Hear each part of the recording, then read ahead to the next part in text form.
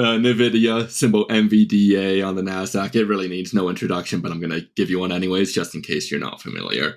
Nvidia is a pioneer of GPU accelerated computing, specializing in products and platforms for large growing markets of gaming, professional visualization, data center, and automotive. The stock is up over 220% year to date, currently trading at roughly $460 and a market cap about $1.14 trillion, making it the fifth largest public traded company by size at this time.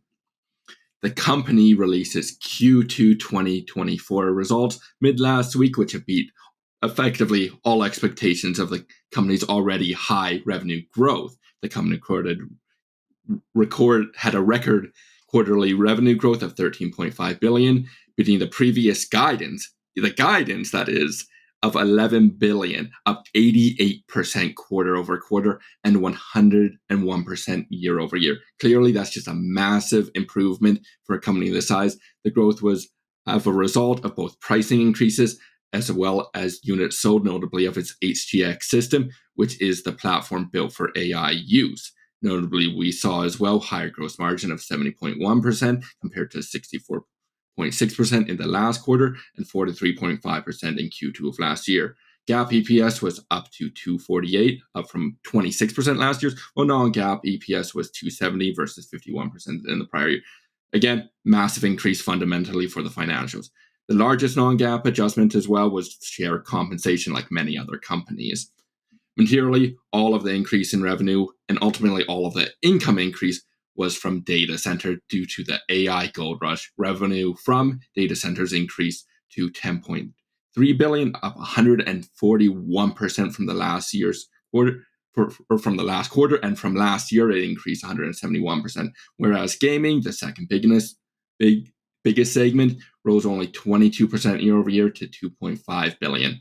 Just to give an idea of the revenue split previously for fiscal 2023, so last year, effectively just calendar 2022, 56.6% was from data center, 34.2% from gaming, with the remainder from visualization and automotive. Now, the last quarter, data center revenue was 76.8% of revenue, with gaming only being 18.5%.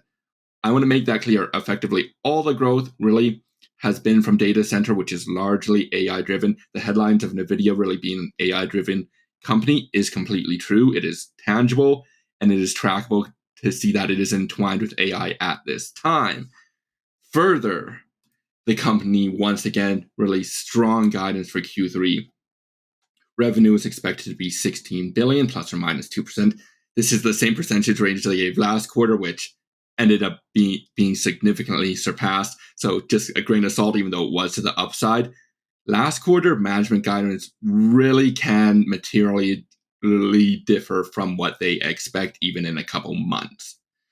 Non-GAAP gross margin expected to be 72.5%, plus or minus 50 basis points, with non-GAAP operating expenses being about $2 billion and other income expected to be $100 million, resulting in a midpoint non-GAAP net income under management guidance of about $8.3 billion, which would be up 23% quarter over quarter if guidance is correct. That is a big if, of course.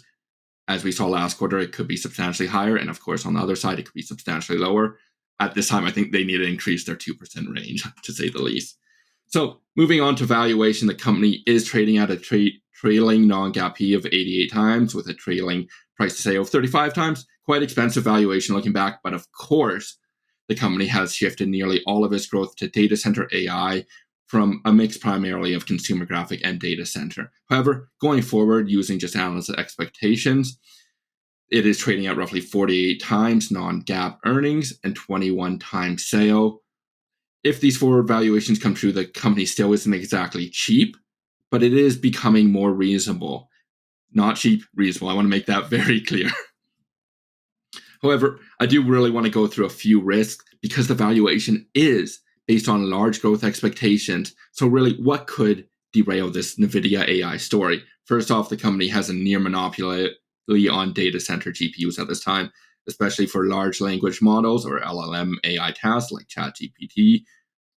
However, AMD, the main competitor to Nvidia, is expecting to release its ML3 or MI300 chip later this year. I would expect to mean like a big market shift switch to AMD, like we saw AMD and Intel a few years ago with compute chips or CPUs.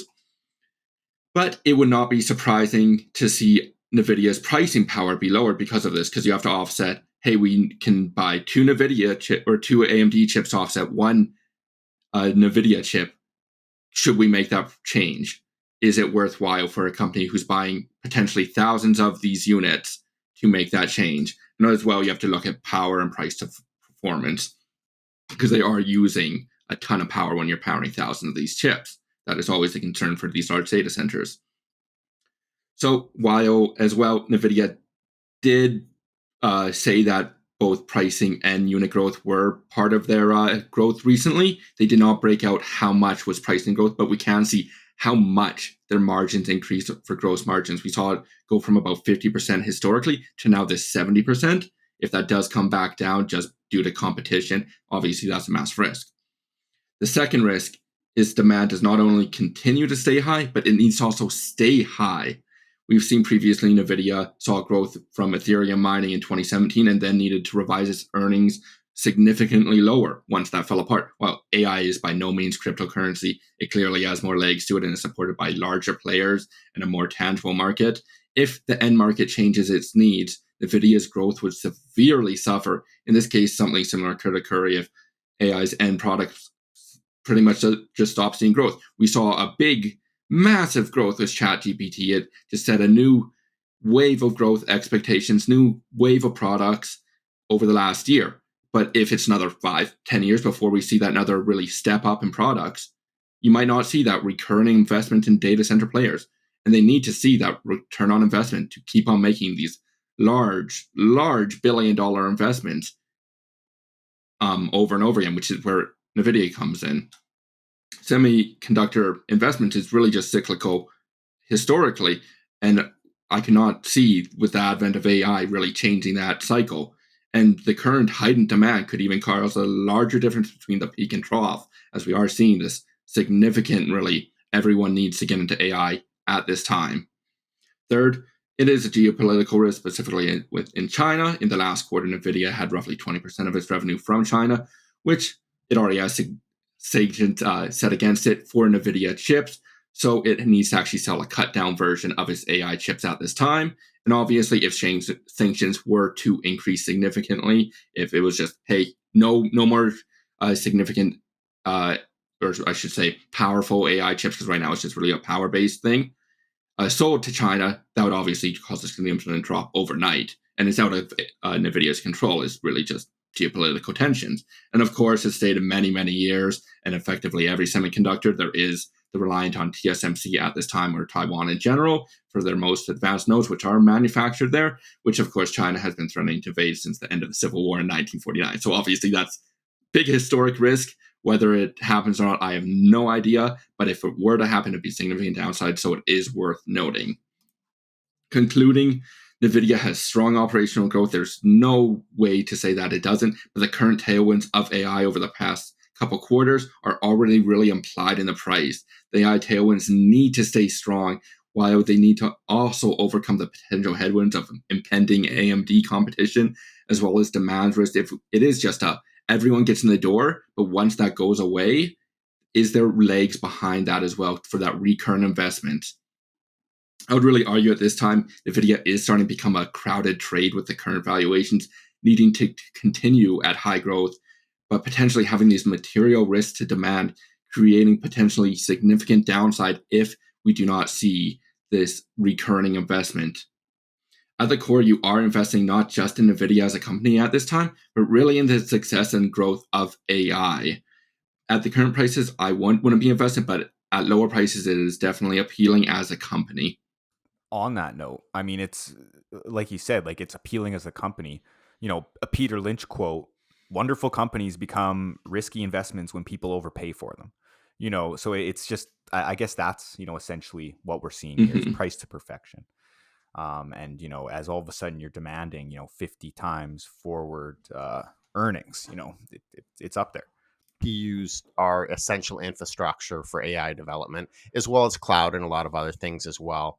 Um, we're already halfway through 2023. So you look 2024, analysts are estimating 15 times earnings non-GAAP, or sorry, $15 in earnings non-GAAP, which puts the valuation about 31 times. I don't think that that's that expensive. Of course, they have to hit that target. And then you also have to consider, like, well, what is the differential between GAAP and non-GAAP in there too? But I mean, I'm not seeing something that's ridiculously overpriced here. I think the main risk is just, as Brett said, it's not so much we know that AI is the future, but it doesn't mean that there's going to be consistent growth year over year over year over year in the demand for GPUs, right? Like, we've seen a major step up recently with ChatGPT and GPT-3, and a lot of times you'll see that major step up, and then things kind of flatline a little bit, or they increase at a much more moderate pace for 5 or 6 years before you see like another step up. And we have ultimately, Nvidia is a hardware company primarily, not a software company, although they are getting more into software in the future, but they're primarily a hardware company. So it's not a recurring revenue business. We have seen volatility and cyclicality in the company's financial performance in the past. So those are things to consider. That would be my take on the valuation. In terms of just hardware versus software, it's typically harder to maintain a margin over the long term in hardware, and there's less recurring nature, obviously, to it. And it's often not non-recurring. So does it deserve a high premium valuation that, like, a software giant, say like Microsoft or an Adobe or these companies that have a SaaS-based business that is very recurring, higher margin, less volatility? So it's trading right now at valuations that kind of rival those names. Does it deserve to be at those multiples? Maybe in the near term, where you see a ton of activity around AI, and perhaps that continues, but they don't have the recurring nature, and they don't have the margin profile that's sustainable. To me, most hardware companies don't have that. And so does it, you can see this extreme volatility in the share price over the last like 4 or 5 years. So that would indicate that it probably continues that way, because you have cycles in companies like this, and it's hard to pay a massive premium for a business that is, that has that cycle to it, for me. And just on the hardware pricing, you can see just with the gross margin, like, they are definitely trading at or selling at a quite high margin right now due to the lack of competition. That's why even though I don't think AMD is going to take a large share of the market, because they haven't historically for traditional compute tasks, if they do even start to just get that 10-20% margin or a market share like they have before, that 70%, if it goes back down to 50, there goes your growth for a couple quarters, even at these high rates. Yeah. No, it's interesting. Something definitely to watch.